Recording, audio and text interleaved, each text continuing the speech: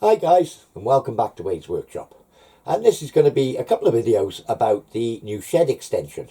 Now, in grand scale of things, it's 2 square meters. But when you're only got about 6 square meters to start with, that 2 square meters is going to make quite a bit of difference to the room that I've got day to day. I put the feelers out in the last video asking, did people want to see a blow-by-blow account of me building the extension? And the overwhelming feedback was yes, they did want to see it. So here it is anyway. Having said that, can I start off by saying that I'm not a carpenter. The way I'm doing things, the way I'm designing things is probably not the way a frame builder carpenter would do it. But as per usual, I'm doing it my way, and as I'm filming this, the end result is complete. Well, virtually complete, and it's turned out really nicely, so I'm pleased with it. So, I'll show you the materials and we'll get straight on with it. So I've got a stack of cladding there. Oh, and a cat. And timbers there for the framework, and floorboards, and these long ones here are the pressure treated floor joists.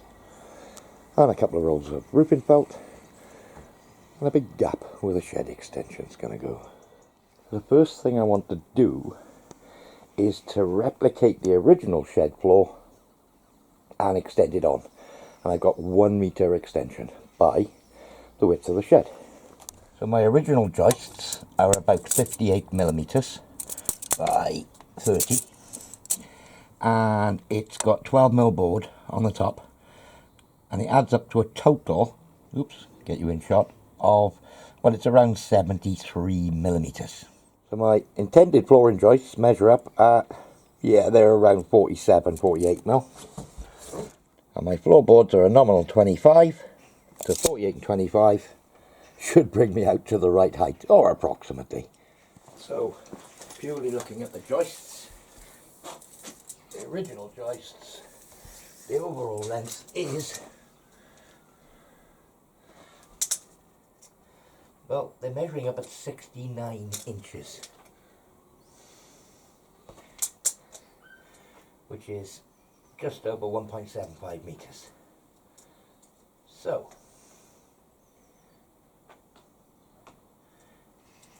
yep, let me just check that in. 69 inches it is. Yep.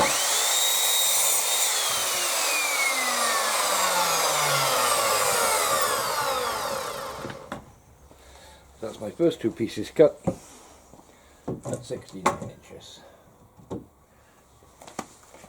So I've got another timber like that, and I'll cut that one the same. So that's my floor joists cut, 4 off 69 inches. So I've got some 3 meter boards. They're just over 3 meters, and they're about 155 mil by the 25, as I said. So I'm going to cut these off 1 meter lengths. I'll probably have a little trim on the end, but they're just over 3 meters. If I come just beyond the line,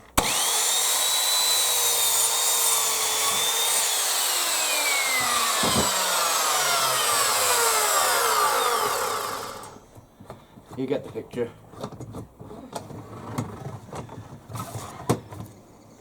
Need to cut myself enough of these to cover the entire area of the floor. As I said, they were just over the 3 meters, and there's about 5 mil to come off the last board.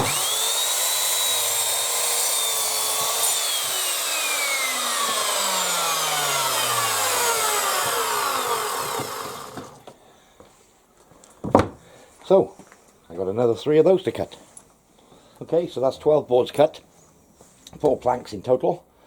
Now, a slight problem, they measure up a nominal 6 inches, and they need to span 69 inches. Now, 10 of them would cover 60 inches, 11 would be 66. One of these boards is going to have to be cut down the centre. We'll cross that bridge when we come to it. So first thing I'm going to do here is assemble the floorboards onto the outer floor joists, and then we're going to fit the centre 2 in afterwards. So I'm going to need some appropriate fastenings. Now the overall thickness of the joist and the board is approximately 75 mil. So we need some screws somewhere between sort of 55 and between 55 and 70 mil. So as you can see, you've got various boxes of screws here, 1.5 inches, which, you know, they're, what are they, probably 38, a bit short, 75 too long, what are they, 80 too long, 80 too long, and these are 35, yeah, probably too short. But I have got a box 70 mil long, and I've got to pull 200 of those, and the appropriate bit. So those are the ones we're going to use. So I've just drilled 4 holes in this floorboard, inch in from the corner both ways, and the same the other end. I'm only going to pick one at this stage. So I'm just going to line up that corner, and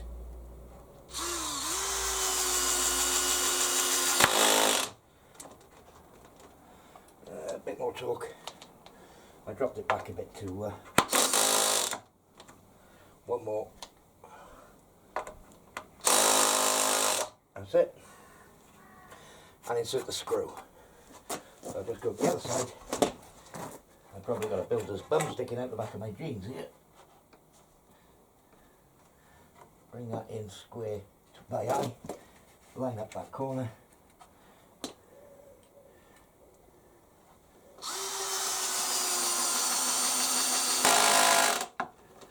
Probably do with a little bit more. Just sticking up.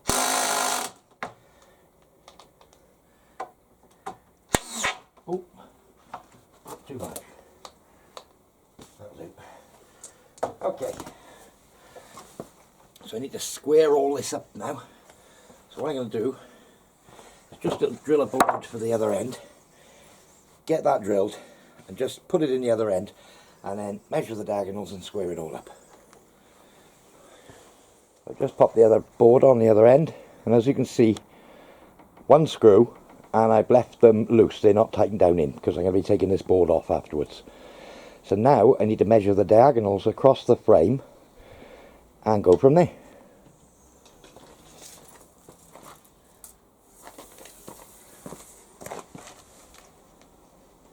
Two meters and 20 millimeters. Can I?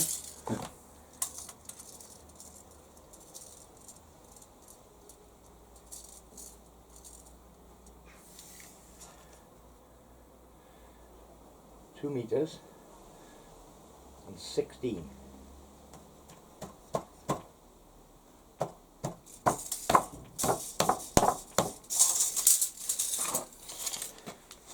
Oh, easier to bump this end as the screws are tight. So I'm going to aim at 2 meters and 18 and then measure the other way again. 2 meters and 17.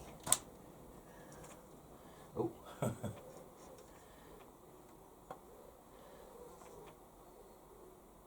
That's 2 meters and 18. Come on.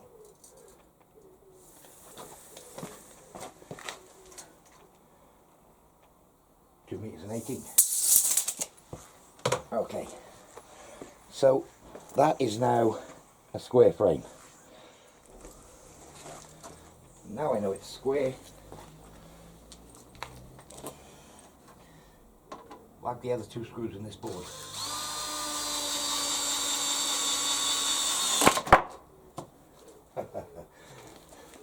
I'll check that board again. I wasn't expecting that to happen.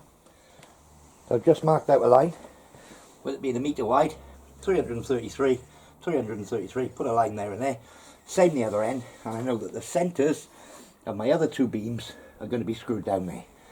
So I'm going to do much the same. One screw this end, lined up the other end, one screw just loosely, and then I can put a row of screws in down here. I'll put myself a string line on there. Well, so far so good. All I need to do now is cut the last piece down to the correct thickness and screw it on. So at this point, I'd like to say I got my circular saw out and slit it down its length. No such luck. Well, there we are. One complete floor assembly. Feels a bit stiffer than the original. That's not bad, that much scrap. I'm going to start taking some trim pieces off the end of the shed. Thankfully, I screwed these on when I built it originally. But the design did show, and the sort of kit did have them nailed on. I wasn't planning on extending the shed when I did the original build. But then, I wasn't planning on the YouTube channel growing quite so much and me needing more space.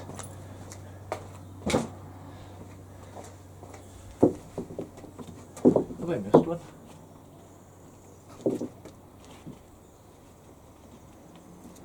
That's odd. Stuck with tar. At least I didn't snap it. And we will be recycling those back on the end afterwards. So what that does give me is the ability to get some dimensions for the original heights. So that's quite cool. And I should probably do the same at the back here. Like that. Happy days. That trim got to come off as well. So now I've taken some dimensions of the square heights of the shed from top to bottom. So from where it sits on the floor, or on the floor, the new floor that I've just built, the square height of the front is 1.935 millimeters overall.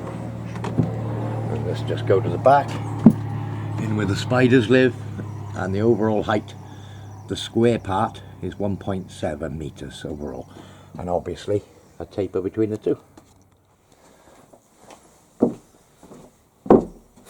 So I know the overall width of the floor is the same as the original. So if I build a stud wall here, square framed wall, 1.7 meters to the top, that sits on the edge, and we'll bolt down there, we'll come up with a design. That will be one back wall. There'll be an almost identical one at this end, but it'll be 1.935 tall. And then we'll look at building the end wall between the two. Well, I suppose the first thing to do is to cut one of those 1.7 meters tall. I just double check my floor height to make sure, because I may, if the floor is slightly higher or slightly below, I might have to do a little bit of adjustment to get the roof panels to line up. I'll have a look at that now. So my upright legs at 1.7 are going to be sat on top of a piece of this material like that. And this another piece of material is going to go on the top of that. So I need to reduce that 1.7 by 2 thicknesses of this, which is 75 mil. So I need to cut my legs 1.625 long. So I've cut my 3 legs, or back legs, shall we call it, 1.625 long. I'm going to have one in the centre as well, so that I've got a narrower gap between nailing for the cladding and to stiffen the shed up a bit. So the next thing I'm going to want is a 1 meter long piece to go across the top of the 3. So I'll cut 2 pieces at 1 meter. That'll give me one for the bottom and one for the top. I've just placed them in place for now. So the idea is a 1 meter piece on the bottom, the 3 uprights, and a piece on the top. The piece on the top is the wrong way around at the moment, but that's how it's balanced there. So I'm going to set this up now. Find a sort of good spot on the ground where I can do it. And there's going to be 1 screw in each one of these, all round, square it all up, and then screw it together. So I've just laid out the wall on top of the floor here, because I know the floor is square, and yeah, basically I can hold it in position using the floor as a gauge, so to speak. I drilled a couple of holes in each one of these. 3 drilled, I should say.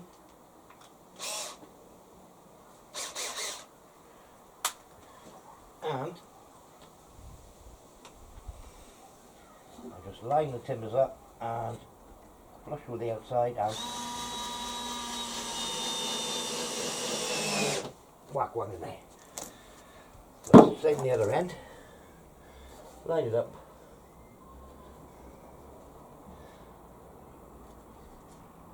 Okay, I'm going to have to get this started. Let me just get that drill started a bit.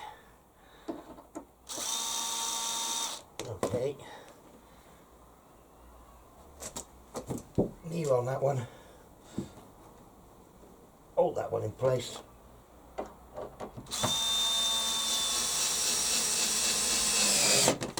And screw the screw in. Right. I could put the other two screws in because I know it's all pretty flat, so I will do that on these.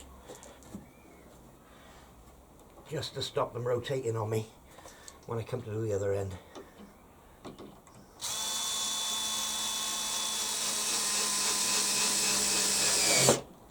Lovely.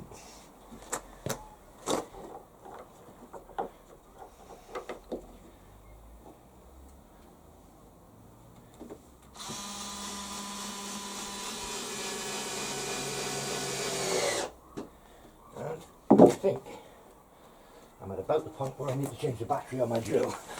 So now that I've securely screwed the bottom on, oh, dear me, my knees aren't liking this today. I'll turn it round the other way.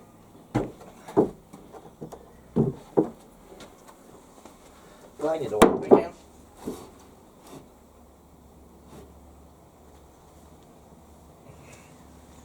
And I'll screw the top on, which again I've pre-drilled. Line it all up and screw the top on. Then we'll put the middle piece in the centre and look at some stiffening. I'll just centre this timber up. 532, 534, so if I go 533, and what about guess to start with? 533.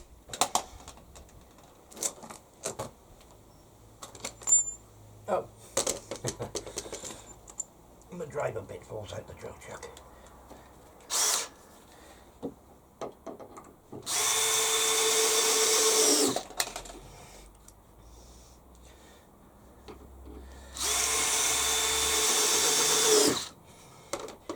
Okay, so set the other end up the same, put two screws in.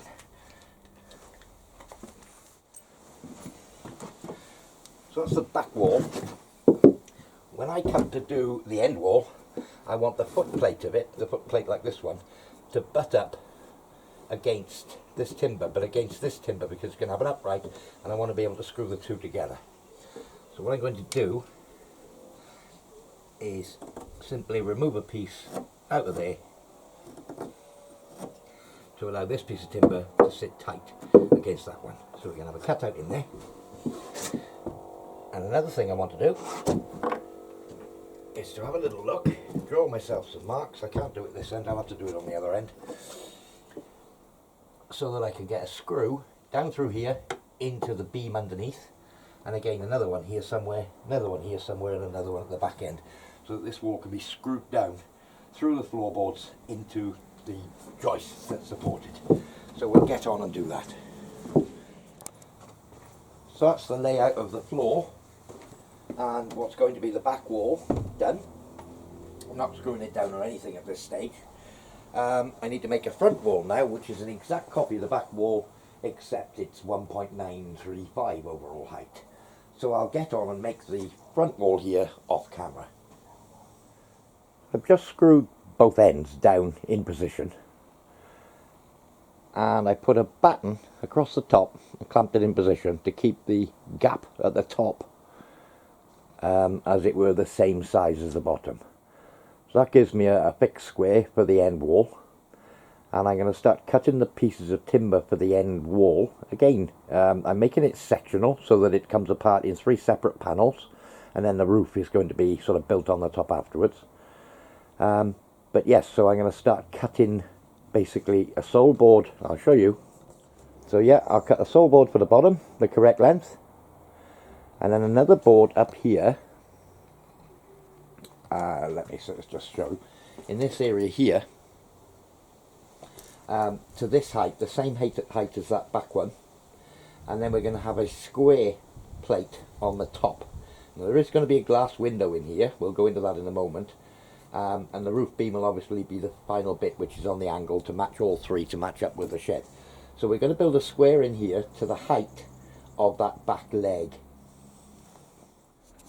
So the end wall, I've just screwed the floor rail down with one screw either end, and then the uprights, which aren't joined to the floor rail yet, I've put 2 screws into the side wall, and the side walls are being kept the right distance apart by the top beam,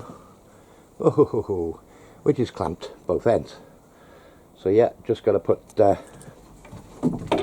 basically this one on here, square it up, where are we? Square it up, line it up, and I'm going to put 2 screws in this one as well. Then we'll put the top piece on and hold it. So because I won't be able to access it at a later stage, I need to clad the rear of the shed before I fasten it in position.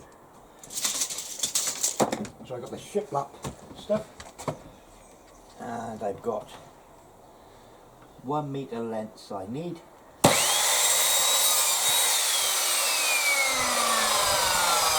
I think they're 2.4 meter boards, so I just need to get, I can get 2 pieces out of a board. Just with a pencil mark on the 1 meter, hard against the backstop, line up with the tooth,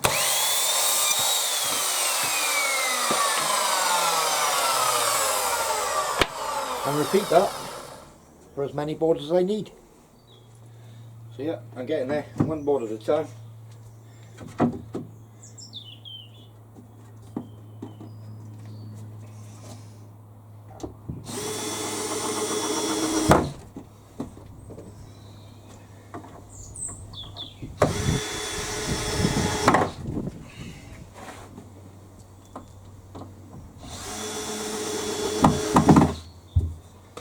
And so on and so forth till I get to the top. So that's the cladding done on the back wall. Now at this point, before it's fitted in position, I want to put wood preservative on the back face of that, because obviously I won't be able to access it once it's in position, and there's only like a 4-inch gap between the shed and the fence. So I'm going to get on and stain the back.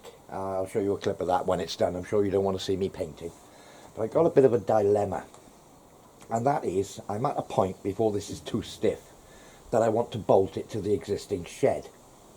Well, that'll involve removing the cladding, and the weather scenario is not brilliant. We're due for a bit of rain tomorrow, but the rest of today is dry.